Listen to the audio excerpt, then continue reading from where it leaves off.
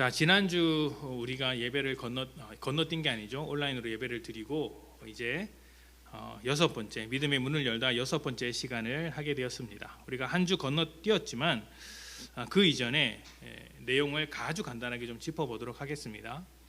우리가 죄란 무엇인가에 대한 이야기를 나눴죠. 죄가 무엇이고 또 죄의 결과가 얼마나 참혹했는지에 대해서 함께 나누었습니다. 간단하게 정리해 보면 죄라는 것은 사람이 하나님이 되기 위해서 하나님의 자리를 빼앗는 문제였다. 그리고 그것은 존재적인 문제였다라는 이야기를 나누었습니다. 그 존재적인 문제가 마음을 오염시켰고 행동마저도 오염시킨 것이죠. 그래서 사람은 언제나 하나님을 거스르는 행동을 가지고 하나님과 원수가 되려는 마음으로 가득하다라는 말씀을 드렸습니다. 하나님과 원수된 사람인 것이죠. 자, 그런데 우리가 잘 알다시피 사람과 원수된 하나님은 사랑이십니다. 우리가 계속해서 강조하고 있는 것이 하나님은 사랑이시다라는 것이죠. 사람이 사랑이신 하나님으로부터 태어난 존재이고 사랑의 그릇으로 만들어진 세상에서 사랑이라는 원리를 가지고 살아가야 합니다. 또 사람뿐만 아니라 모든 피조물을 사랑으로 다스려야 할 존재입니다. 자, 그런데 그런 사람이 사랑이신 하나님과 원수되었다는 것은 무슨 의미일까요? 하나님과 원수되었다는 것은 다시 말하면 사랑과도 원수되었다라는 것입니다. 사랑이신 하나님이시기 때문에 하나님과 원수되었다는 것은 사랑과도 원수된 것이죠. 그러다 보니 사람들이 해야 할 모든 삶의 모습 속에서 사랑을 찾아보기가 힘듭니다. 하나님과의 관계도 원수 관계가 되었고 다른 사람들을 포함한 피조물들과의 관계도 원수 관계처럼 변해버린 거예요. 어떻게 변했습니까? 적대적인 관계가 되었고 서로 하나님이 되기 위해서 갈등하며 경쟁하는 관계, 원수 관계가 된 것이죠. 우리가 살아가는 이 인생이 이토록 냉정하고 비정하며 고통으로 가득하게 된 것이 바로 이것 때문입니다. 사랑이신 하나님을 버린 결과라고 할 수 있죠. 사랑이신 하나님과 온전한 삶을 누리던 에덴의 삶과 비교했을 때 너무 참혹하다고 할 수 있습니다. 그리고 성경은 이렇게 참혹한 인생이 맞이하게 될 모든 절망과 비극, 그 고통을 한 단어로 표현하는데 그 단어가 바로 죽음입니다. 사람이 죽었더라. 자, 로마서 5장 14절 그리고 로마서 6장 23절은 이 죽음에 대해서 인간에게 찾아온 죽음에 대해서 이렇게 이야기를 합니다. 개역 개정 성경을 보는 것보다 새 번역 성경을 보는 것이 좀 이해가 쉬울 것 같아요. 새 번역으로 읽어보도록 하겠습니다. 14절입니다. 그러나 아담 시대로부터 모세 시대에 이르기까지는 아담의 범죄와 같은 죄를 짓지 않은 사람들까지도 죽음의 지배를 받았습니다. 아담은 장차 오실 분의 모형이었습니다. 죽음의 지배를 받는다. 이것이 지금 사람이다. 로마서 6장 23절에는 이렇게 이야기합니다. 죄의 삭은 죽음이요 하나님의 선물은 우리 주 예수 그리스도 안에서 누리는 영원한 생명입니다. 아멘. 자, 성경은 죄의 결과를 죽음이라고 설명하고 있습니다. 이 죄의 결과가 왜 죽음이냐라는 것은 나무를 생각해 보면 쉽습니다. 자, 대지에 뿌리 박은 나무가 있습니다. 이 나무는 대지로부터 모든 영양분, 수분을 흡수해서 살아갑니다. 그 생명력을 유지하죠. 자, 그런데 그 나무가 뿌리채 뽑혔다고 해봅시다. 그리고 대지로부터 완전히 분리가 되었습니다. 다른 곳에 뿌리 내리지도 못하고 그냥 쓰러져 있습니다. 자, 그렇다면 그 나무는 죽어있는 나무일까요? 살아있는 나무일까요? 대지에 뿌리 뽑혀서 쓰러져 있는 나무가 있다면 그 나무는 죽은 것입니까? 산 것입니까? 잠깐은 살아있을 수 있겠죠. 그 나무가 가지고 있는 영양분, 그것으로 유지하며 살겠지만 얼마 지나지 않아서 죽을 것입니다. 그래서 뿌리 뽑혀 있는 나무를 보면 우리는 살아있는 나무라고 하지 않죠. 죽어가는 나무, 죽음에 빠져든 나무, 죽음에 매여 있는 나무라고 할 수 있는 것이죠. 죽음에 매여 있는 것은 생각보다 심각합니다. 예전에 그 중환자들이 모여 있는 병실에 찾아간 적이 있습니다. 중환자실이 아니라 그냥 그 병동이 중환자들이 모여 있는 병동이었어요. 아주 가벼운 병에 걸린 사람들이 모여 있는 곳에는 오히려 활기가 돋습니다. 조금 있으면 나가기 때문에 어떤 분들은 쉬러 왔다는 생각을 가지고 있는 분도 계시고, 어떤 분들은 그냥 내 건강을 체크하러 왔다 이렇게 편안하게 생각하는 분들이 계시죠. 그런데 중환자들이 모여 있는 병동은 좀 다릅니다. 그것은 제가 들어가는 순간 제 마음이 굉장히 어렵습니다. 공기조차 굉장히 무겁게 느껴지는 경우가 있죠. 그곳은 점점 더 좋아지는 사람보다 점점 더 나빠지는 사람이 많고, 살아서 나가는 사람보다 죽어서 나가는 사람들이 많습니다. 그러다 보니 소망이 없는 거예요. 소망이 없어요. 답답하죠? 어떻게 하면 병이 나을까? 어떻게 하면 병으로부터 자유로울까 생각하지만 그 생각으로 인해서 오히려 병에 더 매이게 되고 병의 종이 되어버리다는 것이에요. 그래서 아무리 맛있는 것을 먹어도 가벼운 병을 가진 사람은 야 이거 맛있다, 재밌다 이렇게 이야기를 하는데, 중증 환자들은 그런 모습을 보이지 않습니다. 침울합니다. 아주 침울하죠. 절망에 빠져 있기 때문입니다. 하나님을 버린 사람이 죽음에 걸렸다라는 것이 바로 그런 의미와 같습니다. 하나님을 버린 사람은 하나님과 분리된 나무와도 같습니다. 죄인은 그 뿌리 뽑힌 나무와 같이 죽음에 걸려 있고 벗어날 수 없는 죽음 안에서 죽음의 종으로 살아가는 것이죠. 그래서 사람은 살고 있지만 죽어가는 중이라고도 말할 수 있고, 죽은 자로서 살고 있다 이렇게 말할 수도 있습니다. 모든 사람이 죄인이기에 그 어떤 사람도 죽음을 피할 수 없고, 죽음이 만들어내는 참혹한 종의 삶, 죽음의 지배를 받는 삶에서 벗어나지 못합니다. 죽음의 지배를 좋아하는 사람은 없죠. 또 죽어가는 인생, 죽음의 종으로 살아가는 이 삶을 만족하는 사람도 없습니다. 우리가 살아가는 이 세상은 이미 오랫동안 죽음의 지배로 가득했기 때문에 이 죽음의 지배가 얼마나 심각한지 사람들은 체감하고 있었어요. 사실은 다 경험하고 있는 것이죠.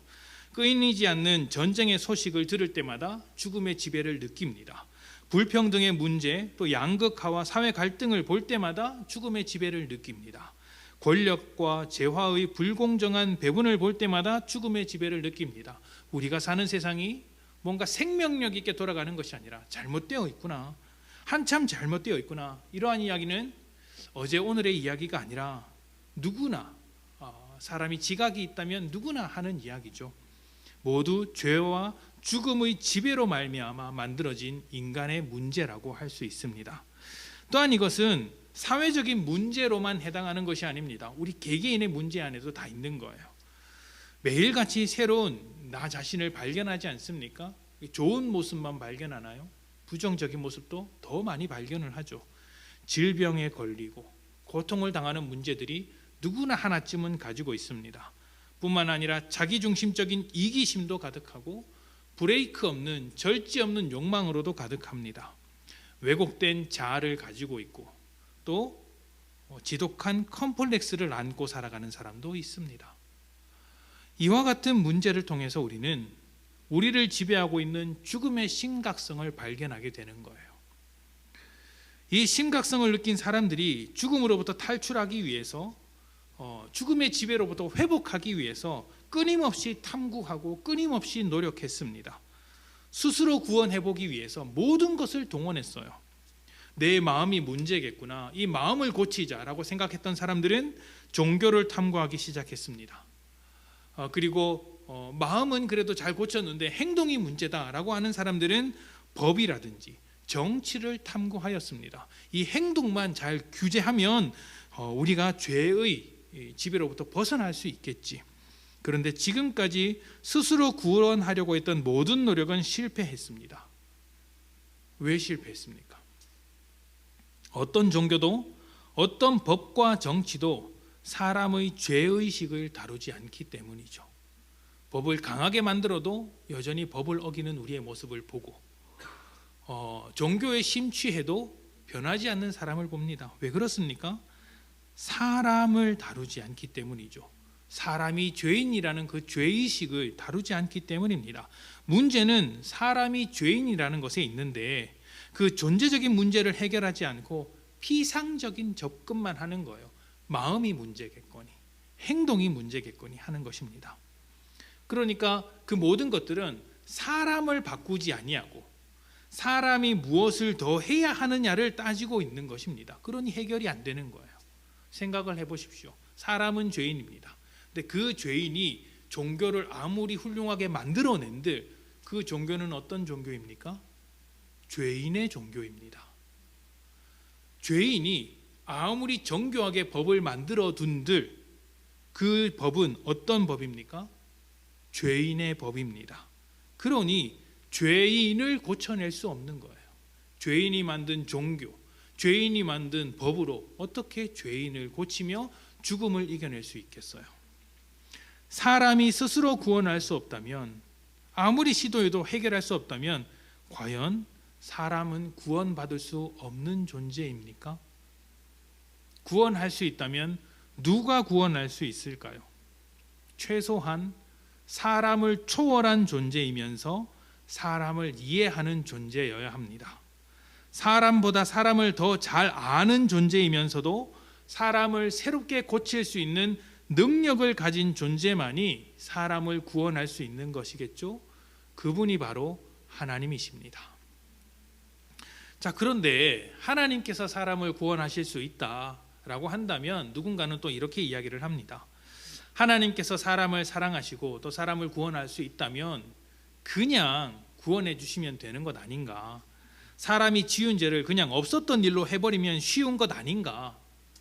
이렇게 말입니다. 맞습니다. 그렇게 하면 쉽죠. 하나님은 그럴 능력도 있으시고 만약 하나님께서 하시고자 한다면 얼마든지 이 모든 죄를 없었던 일로 만드실 수 있을 것입니다. 그런데 그렇게 할 경우에 몇 가지 문제가 생깁니다. 첫째는 일단 자기가 지은 죄를 알지 못한다는 거예요. 사람이 지은 죄가 얼마나 심각한 것인지 그 사람은 정작 모른다는 거예요. 그냥 그 죄가 없어져 버렸으니까. 한번 생각해 보십시오. 여러분, 중범죄를 저지른 사람이 있습니다. 근데 이 사람이 법의 심판을 받아야 하는데 그냥 아무 일 없었던 것처럼 여기는 거예요. 이 사회도 그 사람에 대해서 재판하지 않고 심판하지 않고 사람들도 그냥 넘어가자. 자꾸 안 좋은 일 되짚어서 뭐하냐. 그냥 없었던 일로 하자라고 결정을 했습니다. 그렇게 무마해버렸습니다. 그러면 여러분은 그것이 참 정의롭다, 훌륭하다라고 이야기하시겠습니까? 만약 그렇게 넘어가 버린다면 그 중범죄자는 죄의 심각성을 알 수 있을까요? 자기가 저지른 죄를 반성할까요? 그냥 무마시켜 버린다면 말입니다. 심각성을 깨닫지도 못하고 어쩌면 시간이 지나서 똑같은 죄를 반복하게 될지도 모릅니다. 두 번째 문제는 이것입니다. 만약 죄를 없었던 일로 한다면 하나님은 그 죄를 방관하는 하나님이 됩니다. 정의롭지 못한 하나님이 되는 것이죠. 여러분, 방관하는 것은 무책임한 행동이죠. 그렇지 않습니까? 독립하지 못한 자녀들이 사고 치면 누가 가서 머리를 조아립니까? 부모가 조아리죠. 그런데 부모가 그 아이의 잘못을 보고도 방관하고 있으면 그 부모가 책임 있는 부모라고 할 수 있습니까? 부모의 책임을 다한다고 할 수 있습니까? 물론 아이가 스스로 반성하기를 기다리며 이제 교육상 그렇게 하시는 부모도 있겠으나 무작정 방관하는 부모는 없을 겁니다. 왜요? 부모의 책임이기 때문이죠. 그런데 하나님께서 그렇게 사람의 죄를 없었던 것으로 무시하고 방관해 버리신다면 하나님으로 무책임한 행동이라고 할 수 있죠. 또한 굉장히 불의한 일이기도 합니다. 여러분은 죄에 대해서 방관하시며 죄를 모른 척 하시는 그런 불의한 하나님을 신뢰할 수 있습니까? 죄가 있어도 모른 척 무시하는 하나님이 다스리는 세상을 살아가고 싶으십니까? 이 세상을 다스리는 하나님께서 정의롭지 못하다면 누가 하나님의 뜻을 따르려고 하겠습니까? 따르지 않죠? 그렇다면 우리는 하나님을 거룩하신 하나님으로 고백할 수 없을 것입니다. 하나님은 정의로우신 분이시기 때문에 이 죄를 무시하지 않습니다. 거룩하신 분이기 때문에 죄를 반드시 따져 물으십니다. 하나님에 대한 반역의 대가, 하나님과 원수된 이 관계에 대한 책임을 반드시 물으십니다. 없었던 일로 만들지 않습니다. 그렇기 때문에 우리는 날마다 죄로부터 멀어지도록 거룩한 삶을 살아야 하는 것이겠죠. 사람은 지은 죄의 대가를 반드시 받습니다. 사람에게 그렇게 찾아온 죄의 결과, 하나님과 원수되어서 찾아온 죄의 대가가 죽음이라는 거예요. 반드시 그 죄를 물으시기 때문에 모든 사람은 죽음에 걸려 있는 것이죠. 그런데 우리는 하나님을 사랑으로 고백을 하죠. 정의로우시며 죄를 따져 물으시는 하나님께서 동시에 사랑의 하나님이십니다. 사랑의 하나님이시죠. 여기에 하나님의 딜레마가 생기는 거예요. 죄를 지은 사람은 하나님의 정의에 따라 죽음을 받아들여야 하지만 사랑에 따르면, 하나님의 사랑하심에 따르면 어떻게든 그 사람을 살려내야 합니다. 그렇지 않습니까? 정의의 심판이냐, 사랑의 책임이냐, 이 두 가지를 동시에 이루어야 하는 딜레마, 죽이는 것과 살리는 것을 동시에 이루어야 하는 딜레마, 이 두 가지를 모두 해결할 수 있을 때 비로소 사람이 구원을 받을 수 있는 거예요. 죄를 무시하지도 않으면서 그 죄의 책임을 사람에게 묻지 않을 때 구원받을 수 있는 것이죠. 로마서 5장 8절입니다. 우리가 아직 죄인 되었을 때에 그리스도께서 우리를 위하여 죽으심으로 하나님께서 우리에 대한 자기의 사랑을 확증하셨느니라. 아멘. 자, 아직 죄인일 때, 그러니까 우리가 죽음이라는 질병에 걸려 있을 때, 스스로 구원하지 못하고 죄의 결과를 모두 받아야 할 그때에 예수님께서 우리를 위하여 대신 죽으셨습니다. 이 대신 죽으셨다라는 말 안에 하나님의 정의, 하나님의 사랑이 모두 담겨 있는 거예요. 죽으셨다는 것은 죄의 대가인 죽음을 무시하지 않고 정의를 실현하셨다라는 말입니다. 그리고 대신 죽었다라는 것은 사람을 죽음에 남겨두지 않고 대가를 치루었다라는 거예요. 사람에게 그 죄를 묻지 않았다라는 것이죠. 바로 이것이 하나님의 딜레마를 해결하는 방법이었습니다. 사랑과 정의, 죽는 것과 사는 것의 딜레마를 풀어낸 하나님의 방법, 우리가 아직 죄인 되었을 때 그리스도께서 우리를 위하여 대신 죽으시는 것이었죠. 자, 그렇다면 과연 예수님은 누구시길래 우리를 대신해서 죽으실 수 있었을까요? 어쩌면 우리 모두에게 정말 중요한 이야기가 바로 여기에 담겨 있을지도 모르겠습니다. 요한복음 1장 18절입니다. 다 같이 읽어볼까요? 자, 시작. 본래 하나님을 본 사람이 없으되 아버지 품속에 있는 독생하신 하나님이 나타내셨느니라. 아멘. 예수님께서 곧 하나님이십니다. 우리가 맨 첫 시간에 삼위일체에 대한 이야기를 잠깐 나누었는데요. 성부와 성자는 본질상 하나이면서 독립된 인격이라는 말씀을 드렸습니다. 이 말은 성자이신 예수님께서 성부이신 하나님의 신성, 하나님으로서의 모든 본질을 그대로 가지고 있다는 의미입니다. 그래서 마태복음에서는 예수님을 이렇게 이야기를 하는 거예요. 마태복음 1장 23절입니다. 다 같이 읽어볼까요? 시작. 보라, 처녀가 잉태하여 아들을 낳을 것이요 그의 이름은 임마누엘이라 하리라 하셨으니 이를 번역한즉 하나님이 우리와 함께 계시다 함이라. 아멘. 하나님이 우리와 함께 계시다.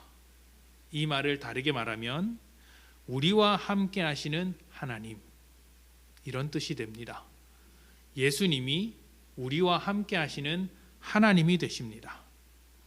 예수님은 육신을 입은 하나님이셨어요. 그렇기 때문에 예수님은 죄인이 아니죠. 죄인이란 무엇입니까? 하나님께 반역해서 하나님의 자리를 빼앗으려는 것이 죄 아닙니까? 근데 예수님이 하나님이시니까 하나님의 자리를 빼앗으려는 그 죄의 본색, 죄의 본성이 예수님에게는 없으신 거예요. 그리고 또 하나 있습니다. 우리가 예수님에 대해서 명심해야 할 것은 예수님은 하나님이시지만 예수님은 또한 사람이라는 것이에요. 요한복음 1장 14절입니다. 이 말씀도 함께 읽어볼까요? 시작. 말씀이 육신이 되어 우리 가운데 거하심에 우리가 그의 영광을 보니 아버지의 독생자의 영광이요 은혜와 진리가 충만하더라. 아멘. 자, 요한복음은 예수님을 그 태초부터 계신 하나님의 말씀이라고 소개를 합니다. 자, 말에는 말하는 사람의 의도와 생각이 담겨 있죠. 또 목적도 있고 성품도 있고 그 사람이 살아온 모든 인생의 흔적들이 묻어 있습니다. 그래서 그 사람이 하는 말만 가만히 들어도 이 사람이 이런 인생을 살았겠구나라는 것을 알 수 있죠. 하나님의 말씀이신 예수님이 바로 그런 존재입니다. 하나님의 성품을 드러내는 존재였고 하나님의 의도와 목적을 드러내는 존재였고 하나님이 어떤 분인지 알 수 있도록 만들어주시는 분이었던 것이죠. 그분이 예수님입니다. 그런데 그 예수님께서 어떤 분이세요? 육신이 되어서 우리 곁에 계신 사람이라는 거예요. 예수님은 베들레헴 작은 마곡간에서 태어나셨습니다. 마곡간에 있는 말구유에서 태어나셨는데 사람이 동물의 밥통에서 태어났다라는 이야기예요. 얼마나 초라하고 볼품없는 탄생입니까? 또한 예수님은 다른 여느 아이들과 같이 똑같은 유년 시절을 보냈습니다. 성전에 가서 예배하고 또 교육을 받고 부모 아래서 똑같이 자라갔죠. 또 그 형제들도 예수님과 함께 자라왔습니다. 청년이 되어서는 직업을 가지고 열심히 일했고 이웃들과도 꽤 가깝게 친근하게 지냈던 것으로 보입니다. 오죽했으면 예수님께서 사역을 시작하셨을 때 아니 저 사람은 우리와 함께 살던 사람이 아니냐라고 이웃들이 이야기할 정도였습니다. 그러니까 그들이 보기에는 특별하지 않은 평범한 한 사람에 불과했던 것이죠. 하나님이셨던 예수님은 아주 철저하게 사람이기도 하셨던 것입니다. 히브리서 4장 14절부터 15절입니다. 그러므로 우리에게 큰 대제사장이 계시니 승천하시니 곧 하나님의 아들 예수시라. 우리가 믿는 도리를 굳게 잡을지어다. 우리에게 있는 대제사장은 예수님은 우리의 연약함을 동정하지 못하실 이가 아니요 모든 일에 우리와 똑같이 시험을 받으신 이로되 죄는 없으시니라. 아멘. 예수님은 모든 일에 우리와 똑같이 시험을 받으신 분이십니다. 사람들과 똑같이 배가 고프셨고 사람들과 똑같이 울기도 하셨으며 사람들과 똑같이 아프시기도 하셨습니다. 시험도 당하셨죠. 말 그대로 인생의 연약함을 그대로 안고 살아내셨던 것입니다. 그래서 예수님은 우리를 깊이 이해하십니다. 우리의 연약함을 동정할 수 있는 분이라는 것이죠. 저는 그런 생각도 해봅니다. 일하다가 힘든 사람이 일하다가 이렇게 힘들면 예수님으로부터 오는 위로를 구하지 않습니까? 그 예수님도 우리가 일할 때 직장 생활할 때 어려움을 충분히 이해할 수 있다라고 생각을 해요. 왜냐하면 예수님도 목수 생활을 하셨을 거 아닙니까? 그 목수가 뭘 하겠습니까? 가구를 만들어서 사람들을 팔 때 물건을 흥정하고 때로는 클레임을 받고 그러지 않겠습니까? 그러니까 우리가 직장 생활하면서 겪는 모든 어려움을 예수님도 감당하셨구나. 이 어려움을 아시니까 우리의 삶을 동정할 수 있겠구나. 이런 생각을 하게 되는 것이죠. 그러니까 사람들이 나와 똑같은 인생을 살아가는 사람, 나와 똑같이 아픈 사람, 또 나와 똑같은 힘듦을 겪고 있는 사람이 건네주는 그 위로의 말 한마디로 굉장히 힘을 얻지 않습니까? 그 예수님께서도 우리와 똑같은 인생을 사셨기 때문에 우리에게 참된 위로를 해 주실 수 있는 것이죠. 예수님께서 인생을 살지 않으시고 그냥 하늘 위에서 고고하게 앉아 계시면서 우리에게 찾아오셔서 너희는 왜 이렇게 살지 못하느냐고 따져 물으신다면 사람들이 모두 할 말이 있죠. 하나님이 사람으로 살아보셨습니까? 따져 물을 수 있겠죠. 하나님이 피조물이 되셔서 살아보셨습니까? 얼마나 힘든지 아십니까? 우리가 이렇게 이야기할 수 있을 것입니다. 그런데 예수님은 그렇게 사셨습니다. 사신 거예요. 사람으로 사셨고 사람으로 사셨기에 우리를 깊이 이해하십니다. 그러한 예수님의 위로를 우리가 받으며 그분께서 생전에 말씀하신 가르침을 들어야 하는 것이죠. 또 그분께서 사람으로서 사셨던 그 인생길을 쫓아가야 하는 것이죠. 예수님의 삶을 본받아야 하는 것입니다. 자, 이렇게 예수님은 하나님이시며 동시에 사람이십니다. 모든 사람은 죄인이지만 하나님이신 예수님은 죄인이 아니십니다. 이 점이 중요한 거예요. 이 점이 굉장히 중요한 거예요. 예수님은 하나님이시기 때문에 사람의 근원적인 문제, 존재적인 문제를 고칠 수 있습니다. 또 예수님은 사람이시기에 사람의 약함을 이해하십니다. 그래서 결정적으로 예수님은 우리를 대신하여 죽으실 수 있는 겁니다. 대신 죽는 것은 아무런 죄가 없을 때 가능하죠. 죄가 있는 사람이 다른 사람을 대신해서 죽을 수 있을까요? 만약 그 사람이 내가 다른 사람을 위해서 처벌을 받겠다, 대신 죽겠다고 말한다면 사람들은 그건 너의 죄 때문에 죽는 것이고 다른 사람의 죄를 대신할 수는 없다라고 이야기할 것입니다. 맞습니다. 자기 죄가 있으면 자기 죄 때문에 죽는 것입니다. 다른 일을 대신해서 죽을 수 있는 것은 아니죠. 대신 벌을 받으려면, 대신 죽으려면 자기의 죄가 없어야 하는 것입니다. 거룩하신 하나님이자 사람이신 예수님은 죄가 없으신 분이기에 사람을 대신해서, 죄인을 대신해서 죽으실 수 있으셨던 것입니다. 마태복음 20장 28절입니다. 인자가 온 것은 섬김을 받으려 함이 아니라 도리어 섬기려 하고 자기 목숨을 많은 사람의 대속물로 주려 함이니라. 아멘. 자, 예수님께서 사역을 하고 다니자 점점 많은 사람들이 몰려들었습니다.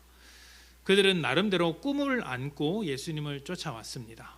예수님께서 병든 자를 고치는 모습을 보고 나도 건강해지겠구나, 건강한 삶을 꿈꾸며 쫓아오는 사람들이 있었습니다. 또 예수님께서 얼마 되지 않는 음식으로 수많은 사람들을 먹이는 모습을 보고 내 집에 있는 빈 곳간이 예수님으로 인해서 채워질 수 있겠구나, 배부르게 먹으면서 살 수 있겠구나, 이렇게 굶주림에서 해방될 수 있겠구나, 이런 꿈을 꾸고 예수님을 쫓아오는 사람도 있었습니다. 또 예수님 주변에 사람들이 그렇게 많이 모여들자 저렇게 많은 세력이 있다면 내가 바라던 어떤 정치적인 목적을 이룰 수 있겠구나라고 꿈을 꾸며 예수님을 쫓았던 사람도 있었습니다. 그리고 그 사람들은 모여서 예수님이 나의 스승입니다, 예수님이 나의 왕이십니다, 예수님께서 나의 그리스도입니다라고 하면서 예수님을 섬긴다라고 이야기를 했어요. 그때 예수님께서 뭐라고 하셨습니까? 내가 그런 섬김을 받으려고 온 것이 아니다. 오히려 너희를 섬기려고 왔다. 그리고 그 섬김이 어떤 것이죠? 자기 목숨을 많은 사람들에게 대속물로 주려고 왔다. 내가 너희를 섬기기 위하여 왔는데 그 섬김의 정체가 무엇입니까? 내 목숨을 너희를 위해 주기 위하여 왔다. 나는 대속물이다. 이 말씀을 하고 계신 거예요. 대속물. 대속물이라는 것은 자신의 죄가 아닌 다른 사람의 죄를 대신해서 죽어야 하는 예수님의 목적을 말씀하신 단어였어요. 내가 너를 대신해서 죽겠다. 너의 죄를 대속하는 제물이다. 그런 의미에서 자신을 대속물로 소개하고 계신 것이죠. 예수님께서 죄인을 대신하여 죽으심으로 죄인들이 치루어야 할 죄에 대한 값을 대신 치르시고 죽음이라는 질병, 죽음이라는 속박을 벗겨내셨습니다. 그리고 예수님은 말씀하셨던 대로 십자가에서 죽임을 당하신 것이죠. 십자가라는 것은 잘 아시는 것과 잘 아시듯이 로마 시대의 사형 제도였습니다. 매우 비인간적이고 끔찍한 제도였죠. 이 제도가 굉장히 말하는 사람도 좀 불편하고 힘들고 듣는 사람도 좀 어려운 부분이 있기 때문에 자세히 설명하지는 않겠습니다만 몇 가지만 짚고 넘어가야 할 것이 있습니다. 십자가는 죽기 직전까지 사람이 당할 수 있는 모든 고통을 주는 사형 제도였어요. 일단 손과 발을 나무에 못 박습니다.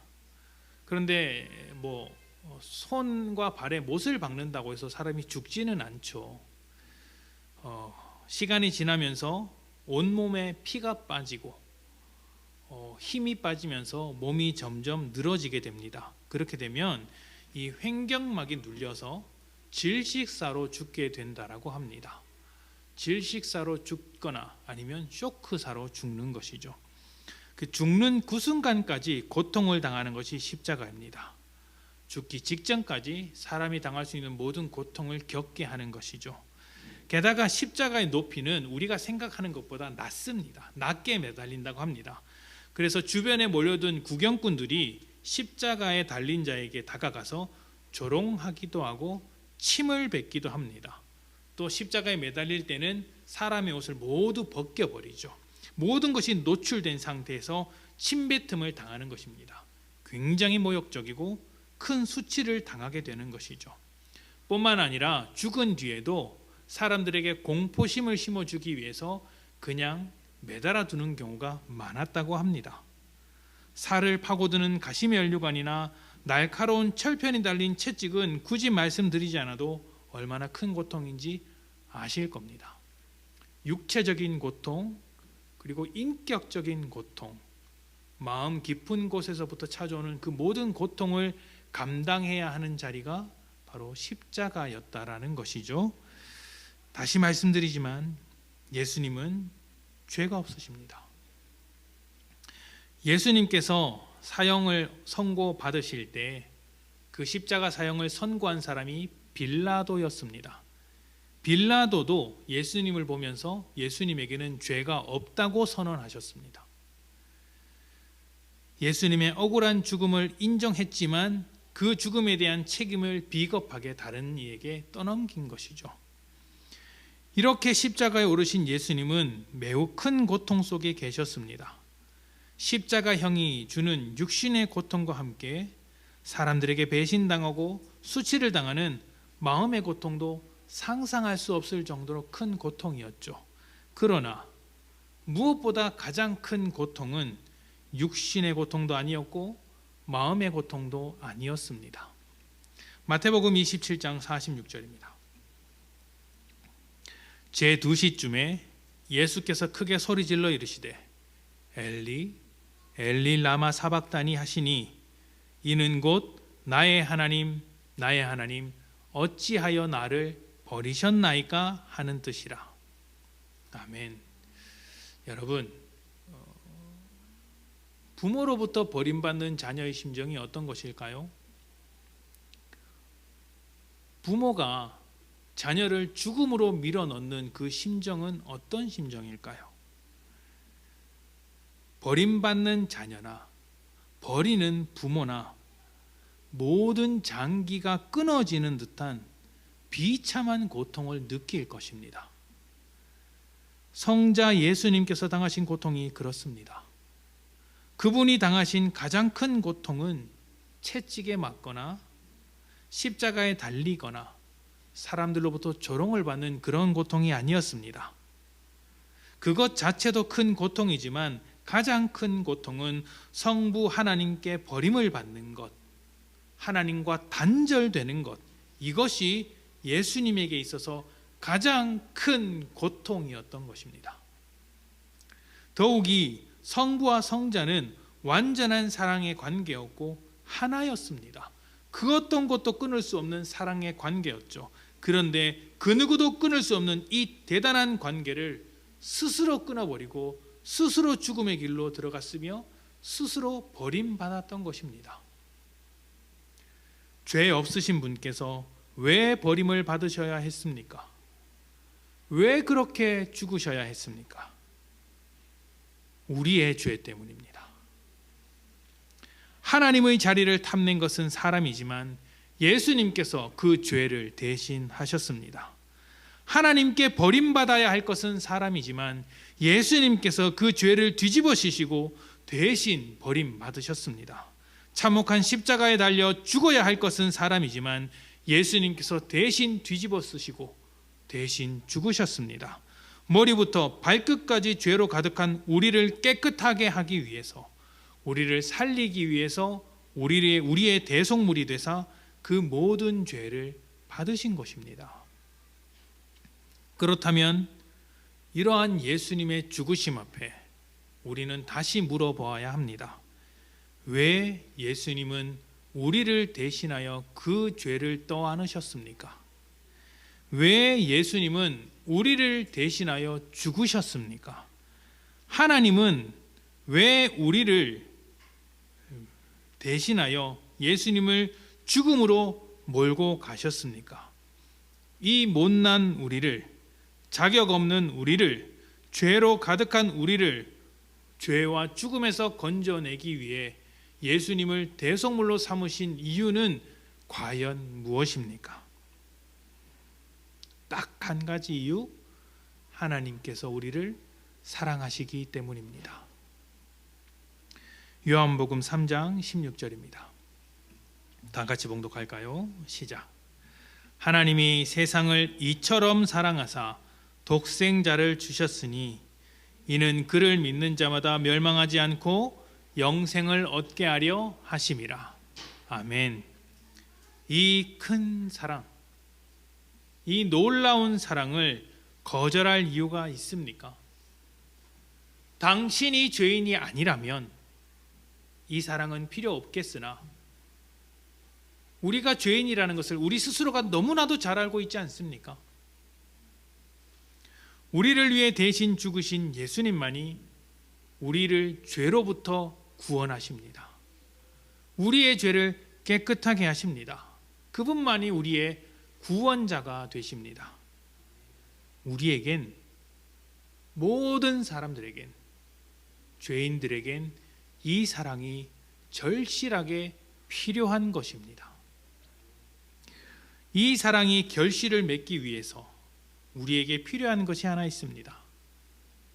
하나님께서 주시는 사랑을 받는 것입니다. 받는 것이 필요합니다.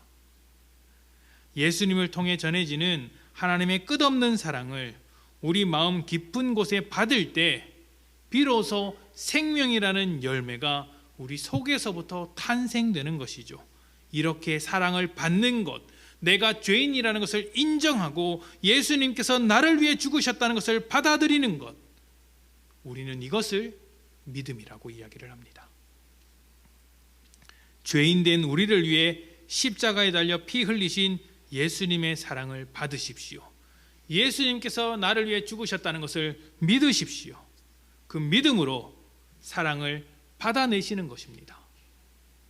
그 사랑이 여러분 안에 들어갈 때 죄인된 우리의 존재가 하나님의 자녀로 바뀔 것이며 하나님의 영원한 사랑 안에서 살아가시게 될 것입니다.